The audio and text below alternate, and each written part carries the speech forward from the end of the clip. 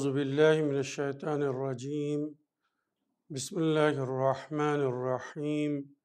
وصلى الله على محمد وعلى آله الطيبين الطاهرين الذين أذهب الله عنهم الرجس وطهرهم تطهيرا.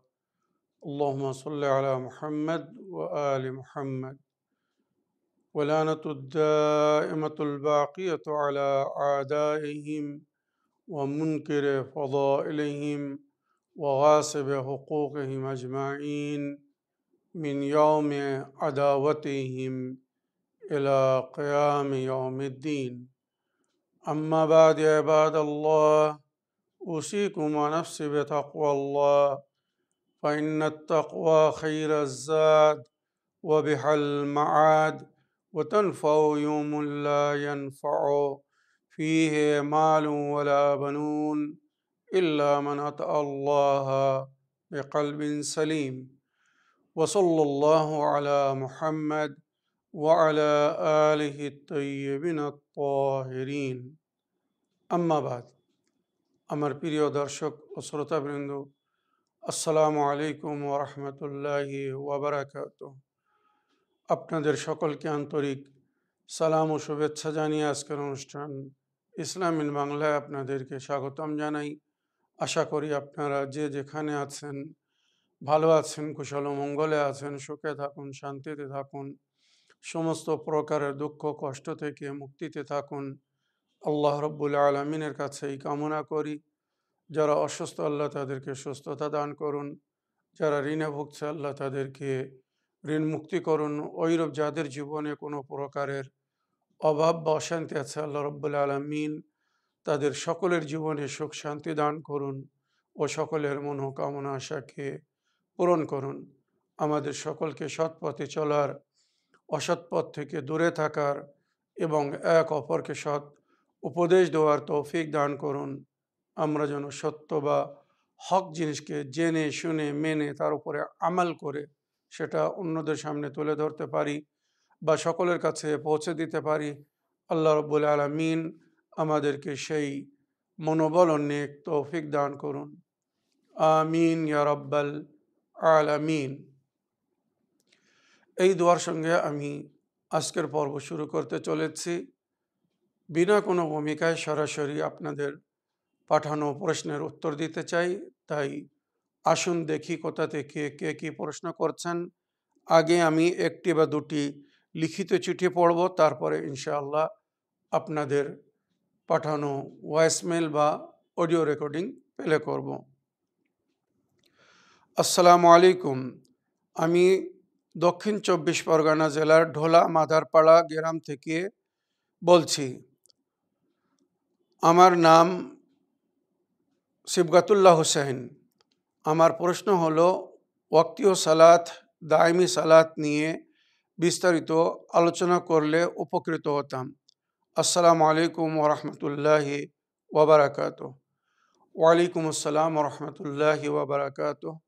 আমার প্রিয় ভাই সিবগাতুল্লাহ হোসেন সাহেব, আপনার চিঠি লেখার জন্য আপনাকে অসংখ্য ধন্যবাদ জানাই। আপনি ওয়াক্তীয় নামাজ এবং দায়মি নামাজ সম্পর্কে জানতে চেয়েছেন। তো শরীয়তে কিছু নামাজ আমাদের জন্যে ফরজ করা হয়েছে, আর কিছু নামাজ আমাদের জন্যে সুন্নত বা নফল। এই নামাজ যেটা আমাদের উপরে ফরজ করা হয়েছে বা নফল করা হয়েছে, এর মধ্যে কিছু নামাজ আছে প্রতিদিনের। এগুলোকে as-সালাত ad-দাইমিয়া বলা হয়, যেটা প্রতিদিন পড়তে বলা হয়েছে। আর কিছু নামাজ আছে ওয়াক্তীয়, সময়ে সময়ে বা যখন সেটা ফরজ হবে তখন সেটা আদায় করতে হবে বা পড়তে হবে। এবারে যে নামাজগুলো আমাদেরকে প্রতিদিন পড়তে বলা হয়েছে সেটা হচ্ছে পাঞ্জাগানা নামাজ এবং তার সঙ্গে তার নফল নামাজ এবং তাহাজ্জুদের নামাজ। পাঞ্জাগানা নামাজ মানে সকালের নামাজ, জোহরের নামাজ, আসরের নামাজ, মাগরিবের নামাজ, এশার নামাজ, এটাকে পাঞ্জাগানা নামাজ বা সালাওয়াতুল ইয়মিয়া, প্রতিদিনের নামাজ বলা হয়, যেটা আমাদের উপরে ফরজ করা হয়েছে। সকালের 2 রেকাত, জোহরের 4 রেকাত, আসরের 4 রেকাত, মাগরিবের 3 রেকাত আর এশার 4 রেকাত নামাজ। এই হচ্ছে 17 রেকাত নামাজ আমাদের উপরে ফরজ। এছাড়া প্রতিদিনের কিছু নফল নামাজ আছে, যেগুলো ওই ফরজ নামাজের সঙ্গে বা তার পরে পড়তে বলা হয়েছে। যেমন সকালের নামাজের আগে 2 রেকাত নফল নামাজ পড়তে বলা হয়েছে। ওইরূপ জোহর নামাজের আগে 8 রেকাত নফল নামাজ পড়তে বলা হয়েছে। আসর নামাজের আগে 8 রেকাত নফল নামাজ পড়তে বলা হয়েছে। মাগরিব নামাজের পরে 4 রেকাত নফল নামাজ পড়তে বলা হয়েছে। এশা নামাজের পরে 1 রেকাত নফল নামাজ পড়তে বলা হয়েছে। যদি কেউ বসে পড়ে তো সে 2 রেকাত পড়বে। এটা হচ্ছে পাঞ্জাগানা নামাজের নফল নামাজ বা সুন্নত নামাজ। এছাড়া একটি বিশেষ নামাজ যেটা প্রতি রাত্রে আমাদেরকে পড়তে বলা হয়েছে, এটাকে তাহাজ্জুদ নামাজ বলে, সালাতুল লাইল। তাহাজ্জুদ নামাজ এটা ফরজ না, কিন্তু ফরজের নিকটতম, মানে সুন্নতে মুআক্কাদা, যার জন্য নবী বারবার তাকিদ করেছেন। আর ইমাম বা নবীদের জন্য এই নামাজটা ফরজের সমতুল্য ছিল, মানে ওনারা জীবনে কখনো এই নামাজ কাজা করেননি। কিন্তু আমরা যদি নফল নামাজ বা সুন্নত নামাজ না পড়ি কোনো গুনাহ নেই, যদি পড়তে পারি তো এটা আমাদের জন্য অতি উত্তম। তো এশা নামাজের পর থেকে নিয়ে ভোরের আজানের আগ মুহূর্ত পর্যন্ত এর মাঝখানে তাহাজ্জুদ নামাজ পড়তে বলা হয়েছে 11 রেকাত। তবে এই নামাজটা সকালের যত নিকটে পড়া হবে তত উত্তম। আর কেউ যদি রাত্রে পড়তে চায়, অর্ধেক রাত্রের পরে, অর্ধরাত্রের পরে পড়ে শুতে পারে। যদি কেউ মনে করে আমি সকালে উঠতে পারবো না, ভোরের নামাজের আগে আমার ঘুম ভাঙবে না, চোখ খুলবে না, আমি সে সময় পড়তে পারবো না, তো পড়ে শুই, তো সে রাত্রে অর্ধেক রাত্রের পরে পড়ে শুতে পারে। আবার মানে উলামাগণ, মুফতিগণ রওয়ায়াত হিসাবে অনুমতি দিয়েছেন এশা নামাজের পরেও যদি কেউ পড়তে চায় তো পড়তে পারে। এশা নামাজের আগে কিন্তু তাহাজ্জুদ নামাজ হবে না। এশা নামাজের পরে যদি কেউ পড়তে চায় পড়তে পারে। তবে শরীয়তে এটাও বলা হয়েছে আত-তাখির আফদাল মিনাত তাকাদ্দুম, মানে এই নামাজকে প্রিফার করে আগে, মানে অর্ধেক রাত্রের আগে পড়ার চেয়ে তো এটাকে পোস্টপোন করে পরে পড়া উত্তম। এমনকি যদি রাতের বেলা সকালের আজানের আগে কেউ না পড়তে পারে তো দিনের বেলা ওটা কাজা করতে পারে, পড়তে পারে, কোনো অসুবিধা নেই।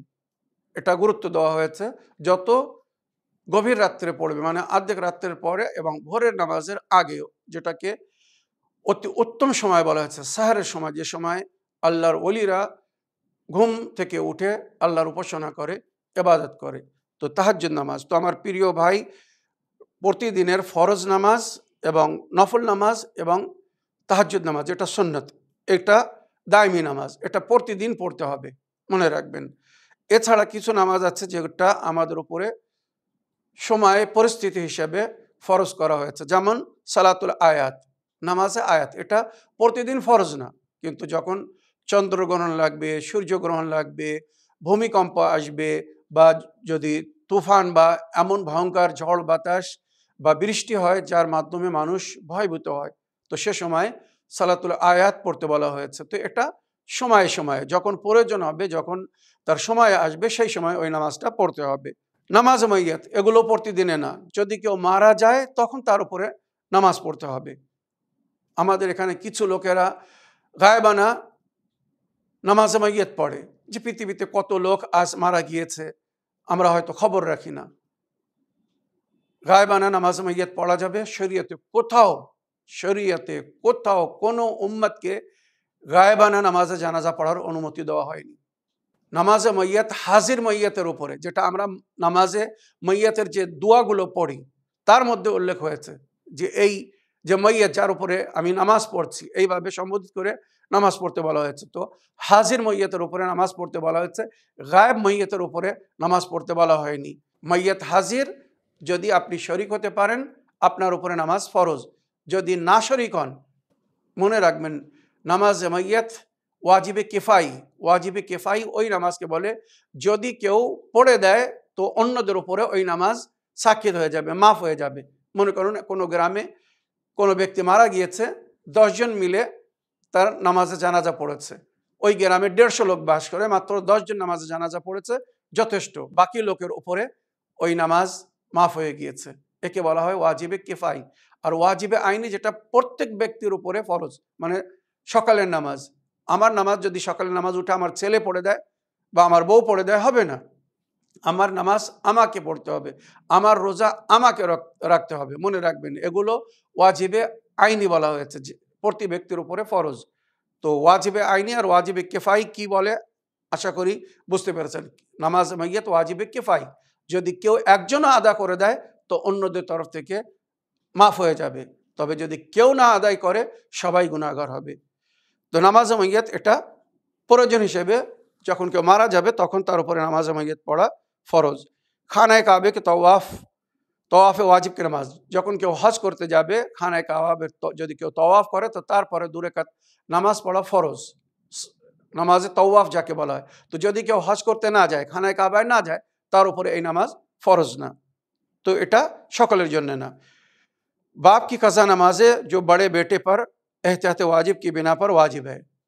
বাবা মারা গিয়েছেন, কিছু নামাজ কাজা ছিল, বড় ছেলেকে সেই নামাজ পড়তে হবে, সে যখনই ইচ্ছা পড়তে পারে, তার উপরে সেটা ফরজ। এবারে ফরজ বলে যে সারাদিন নামাজ পড়তে থাকতে হবে না, যখন সে সুযোগ পাবে তখন সেটা পড়বে, এটা ওয়াক্তীয়, যখন সে সুযোগ পাবে তখন সে পড়বে।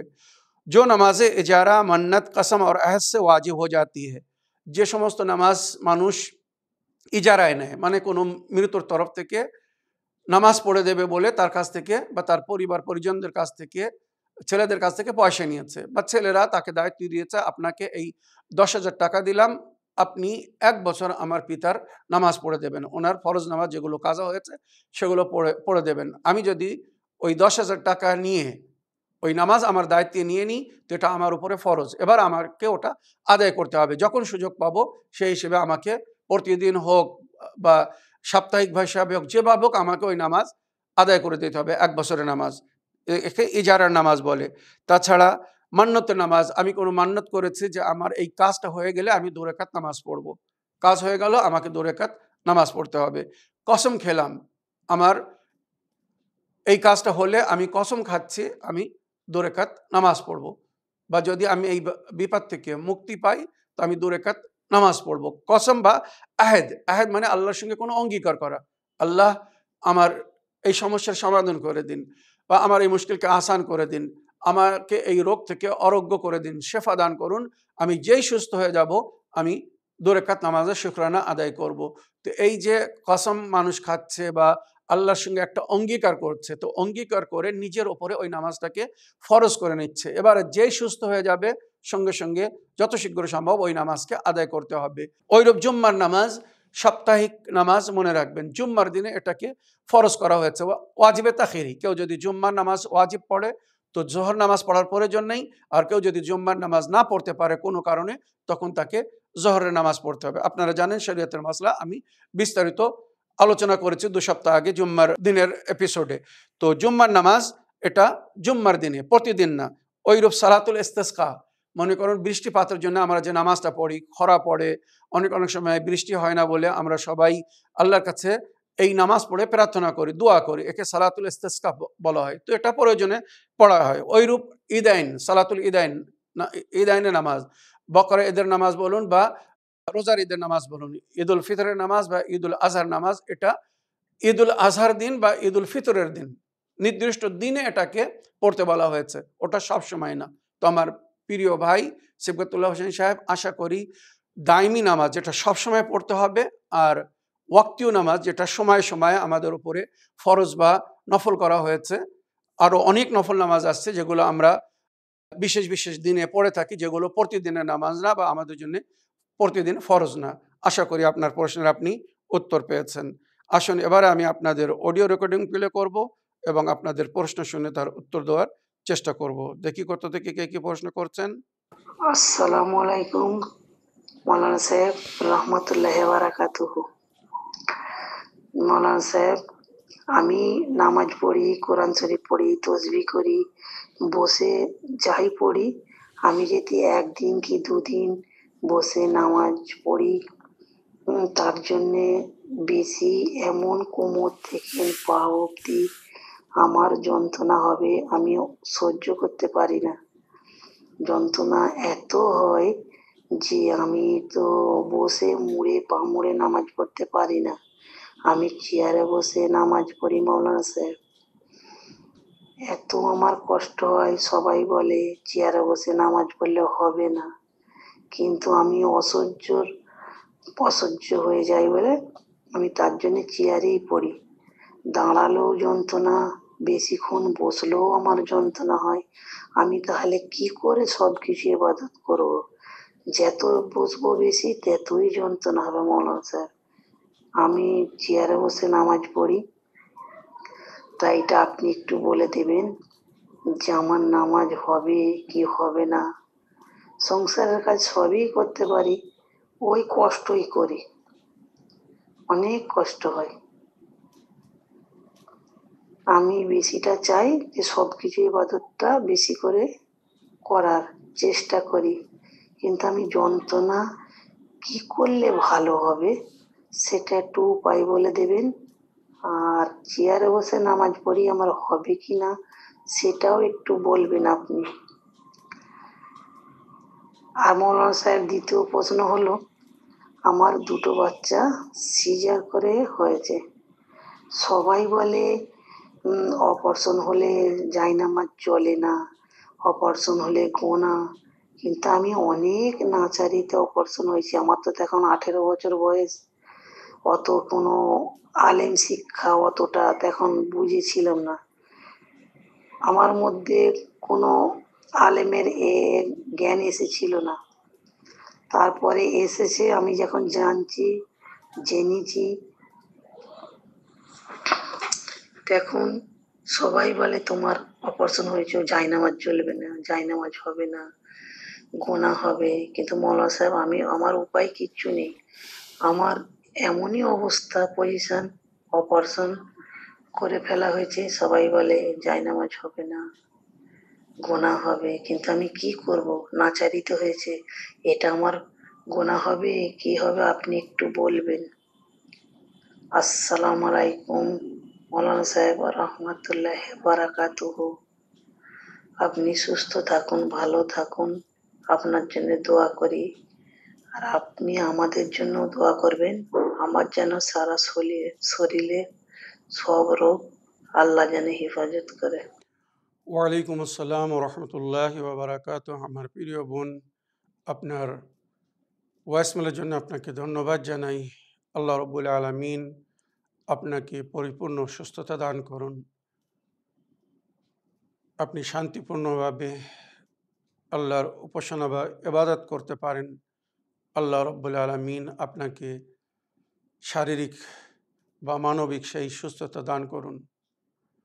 আমার প্রিয় বোন, আপনি যখনই পানি পান করবেন, মনে রাখবেন, যখনই পানি পান করবেন আয়াতুশ শেফা পড়ে ফু দিয়ে ওই পানি পান করবেন। ওই পানি আপনাদের জন্যে বা আপনার জন্যে ওষুধের কাজ করবে। যদি আয়াতুশ শেফা না পড়তে পারেন তো কমসে কম একবার সূরা আলহাম পড়বেন। সূরা আলহাম পুরো কোরআনের সারাংশ। সুতরাং সূরা আলহাম পড়ে ফু দিয়ে যদি ওই পানি পান করেন তো ওই পানি ওষুধের কাজ করবে, আর শরীরের বহু এমন রোগ থেকে মুক্তি পাবেন যার হয়তো আপনি চিকিৎসা খুঁজে পাচ্ছেন না, বা যে রোগের সম্পর্কে হয়তো আপনি জানতেও পারছেন না। মনে রাখবেন। এবারে আপনার প্রশ্নের উত্তরে আমি বলতে চাই, আপনি জানতে চেয়েছেন যে শারীরিক অসুবিধার কারণে হাঁটুর ব্যথা, কোমরের ব্যথা বা বাতের ব্যথার যন্ত্রণার কারণে আপনি দাঁড়িয়ে নামাজ পড়তে পারেন না, বা অনেক সময় নামাজের পাটির ওপরে বসেও আপনি নামাজ পড়তে পারছেন না। সেক্ষেত্রে আপনি কি করবেন? আপনি যেমন বললেন, আপনি চেয়ারে বসে নামাজ পড়েন মজবুরিতে, তো আপনার নামাজ হবে কি না? অবশ্যই হবে।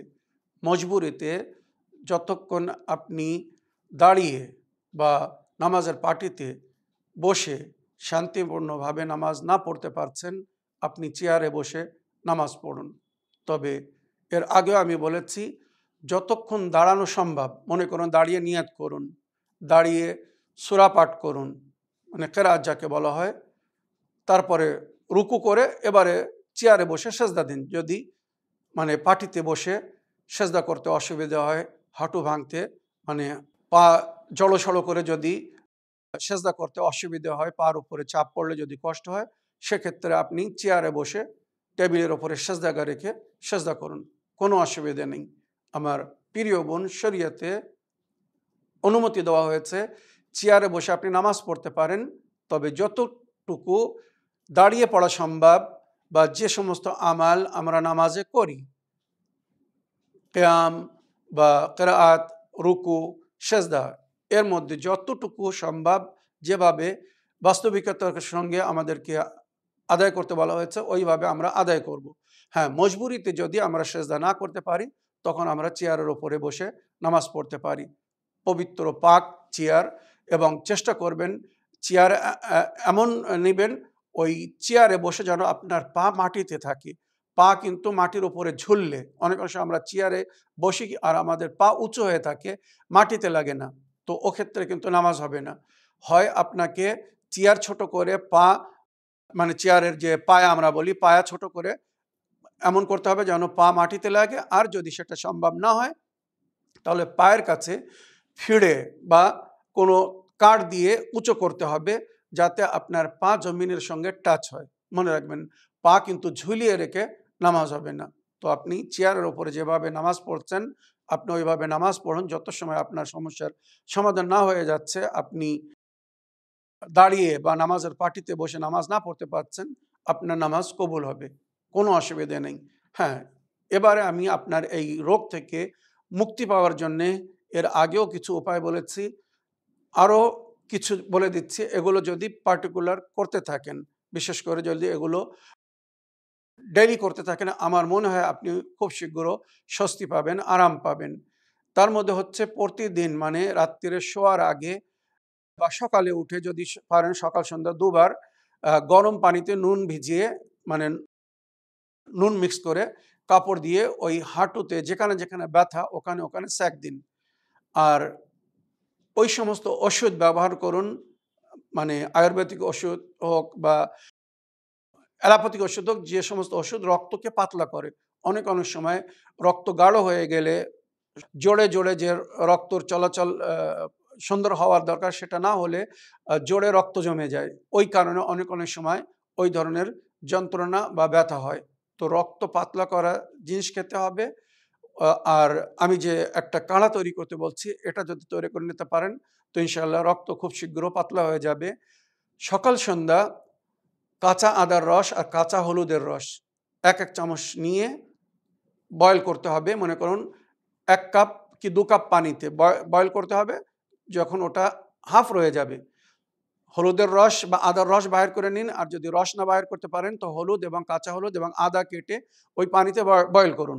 তারপরে ওটাকে মানে কিছুক্ষণ বয়েল করার পরে ১ কাপ পানি রয়ে যাবে, তখন ওটাকে নামিয়ে নিন। আর ওর সঙ্গে সামান্য মধু আর লেবুর রস মিক্স করে ওটা পান করুন। পান করতেও খুব টেস্টি লাগবে। সকাল সন্ধ্যা পান করুন, ৪ মতো করে পান করুন। তো ওটা রক্তকে পাতলা করে দেবে আর শরীরের ব্যথা যন্ত্রণাকেও কম করে দেবে। তো আমার প্রিয় বোন, ব্যথা বা যন্ত্রণা থেকে মুক্তি পাওয়ার জন্যে এগুলো করুন। আর কিছু দোয়াও আমি পড়তে বলেছিলাম, ওগুলো পড়তে থাকুন। বা জায়তুনের তেলের ওপরে দোয়া পড়ে, যেটাকে মালিশ করতে বলেছিলাম, ওটাও মালিশ করুন রাত্রে শোয়ার আগে। ওই ব্যথার জায়গায় যদি ওটা মালিশ করেন, আর মালিশ করার সময় এই দোয়া পড়বেন, ইয়া ওয়াজ ও ইয়া আলম ইজহাব ইলা বাদানিল কুফার ওয়াল মুশরিকিন ওয়াতরুকনি বিহাক্কি মুহাম্মদ ওয়া আলিহি তাহিরিন আল্লাহুম্মা সাল্লি আলা মুহাম্মদ ওয়া আলি মুহাম্মদ। এটা বলে যদি মালিশ করতে থাকেন, তো ইনশাআল্লাহ কিছুদিনের মধ্যে আপনি আপনার পায়ের বা হাঁটুর বা কোমরের যেখানে যেখানে ব্যথা, জোরে জোরে ব্যথা, সব জায়গায় এইভাবে মালিশ করুন। ইনশাআল্লাহ আপনার ওই ব্যথা বা যন্ত্রণা থেকে আপনি মুক্তি পাবেন। এবারে আপনার শেষ প্রশ্ন ছিল, আপনি 18 বছর বয়সে কোনো কারণে অপারেশন হয়েছিলেন, নাসবান্দি করিয়েছিলেন, যেটা শরিয়াতে হারাম। মনে রাখবেন, পরিষ্কার শরিয়াতে এটা হারাম, গুনাহ। তবে তার মানে এটা না যে যদি কেউ খোদা না করুক অজানায় শরিয়াতের আহকাম, শরিয়াতের মাসলা মাসাইল জানতো না যে এটা শরিয়াতে অবৈধ, হারাম, সুতরাং সে ওই গুনাহ করে ফেলেছে। তো এবারে নিজের গুনার জন্য আল্লাহর কাছে সে ক্ষমা চাইতে পারে, আল্লাহ আমাকে ক্ষমা করে দিন, আমি ভুলবশত বা মজবুরিতে যে গুনাহটা করেছি আমি এর জন্য ক্ষমা চাই। তো ক্ষমা পাবে কি না পাবে, আল্লাহ রাব্বুল আলামিন ক্ষমা করবেন কি না করবেন সেটা আল্লাহ জানেন। তবে আমরা আল্লাহর কাছে তওবা করতে পারি, যেটা আল্লাহ আমাদেরকে আদেশ করেছেন, তোমাদের থেকে যদি ভুল হয় তো তোমরা তওবা করো, তওবা করে নিজেকে পাক করো। ইন্নাল্লাহা ইউহিব্বুত তাওয়াবিন ওয়া ইউহিব্বুল মুতাতাহহিরিন। যারা তওবা করে, নিজেকে তওবার মাধ্যমে পাক পাক করে বা পরিষ্কার পরিচ্ছন্নতা বজায় রাখে, আল্লাহ তাদেরকে ভালোবাসে বা তাদেরকে পছন্দ করে। তো আমার প্রিয় বোন, এর জন্য আপনি তওবা করতে পারেন বা তওবা করুন, কিন্তু আপনার জানাজা হবে না, নামাজে জানাজা হবে না, যেটা আপনি বলছেন, লোকেরা বলছে, এগুলো কুসংস্কার আমাদের মাঝখানে কিছু লোকেরা ছড়িয়ে রেখেছে, যারা শরীয়তের কোনো জ্ঞান রাখে না। শরীয়তে কোথাও এমন কোনো রওয়ায়াত বা হাদিস উল্লেখ হয়নি যে রওয়ায়াতে বা যে হাদিসে বলা হয়েছে যে অপারেশন করলে তার জানাজা হবে না। সুসাইড মহাপাপ, সুসাইড শিরিকের সমতুল্য গুনাহ বলা হয়েছে। আত্মহত্যা করা, তারপরও তার জানাজা নামাজ হচ্ছে না। জেনা, ধর্ষণ মহাপাপের মধ্যে একটি পাপ, যারা ওগুলো করছে তাদের জানাজা হচ্ছে না। আরও যেটা রওয়ায়াতের মধ্যে উল্লেখ হয়েছে, সহি বুখারী, সহি মুসলিম বা যত হাদিসের বই আছে, আমি এ টু জেড সমস্ত হাদিসের বইয়ের কথা বলছি, যত হাদিসের বই আছে মুসলমানেরা তুলে দেখুক, সমস্ত হাদিসের বইতে বাবুস সালাতে যে তারা দেখুক তারিকুস সালাতের সাজা, যারা নামাজ পড়ে না, জেনে শুনে নামাজ কাজা করে, তাদের সম্পর্কে যে রওয়ায়াত লেখা হয়েছে সেই রওয়ায়াতে উল্লেখ হয়েছে তারিকুস সালাত মানে যে জেনে শুনে নামাজ কাজা করে তাকে মুসলমানদের কবরস্থানে দাফন করো না, তার জানাজায় শরিক হয়ে না, তার নামাজের জানাজা পড়ো না। যেখানে বেনামাজের সম্পর্কে প্রকাশ্য রূপে নবীর হাদিস উল্লেখ হয়েছে যে বেনামাজির জানাজা পড়ো না, তার জানাজায় শরিক হয়ে না, আর তারকে মুসলমানদের কবরস্থানে দাফন করো না। তারপরও আমাদের সমাজে কত বেনামাজিরা মারা যাচ্ছে, তাদের জানাজা হচ্ছে না, তাদের জানাজায় লোক শরিক হচ্ছে না, তাদেরকে মুসলমানদের কবরস্থানে দাফন করা হচ্ছে না। তো যদি বেনামাজের জানাজা হতে পারে, তার জানাজায় শরিক হওয়া যায়, তাকে মুসলমানদের কবরস্থানে দাফন করা যায়, তাহলে একজন নারী যদি কোনো মজবুরিতে বা শরীয়তের হুকুম না জানার কারণে সে যদি অপারেশন হয়ে থাকে, তো তার নামাজ জানাজা কেন হবে না? আপনি তাদের কাছে জিজ্ঞাসা করুন বা তাদেরকে বলুন যে আপনার জানাজা হবে না কোথায় রওয়ায়াতে লেখা আছে, আর বেনামাজের জানাজায় শরিক হতে মানা করা হয়েছে, মুসলমানদের কবরস্থান তাকে দাফন করতে মানা করা হয়েছে বা তার জানাজা পড়তে মানা করা হয়েছে। বাবুস সালাত, তারিকুস সালাতের বাবে পুরো রওয়ায়াত আছে সমস্ত হাদিসের বইতে, তাদেরকে একবার দেখতে বলুন। আমার প্রিয় বোন, আশা করি আপনার প্রশ্নে আপনি উত্তর পেয়েছেন বা আমার অন্য দর্শকবৃন্দরাও আপনাদের প্রশ্নের উত্তর থেকে লাভবান হয়েছেন। এই বলে আমার আজকের বক্তব্য এখানে শেষ করলাম। ওয়া আখিরু দাওয়ানা আলহামদুলিল্লাহি রাব্বিল আলামিন। ওয়াসসালামু আলাইকুম ওয়া রাহমাতুল্লাহি ওয়া বারাকাতুহু।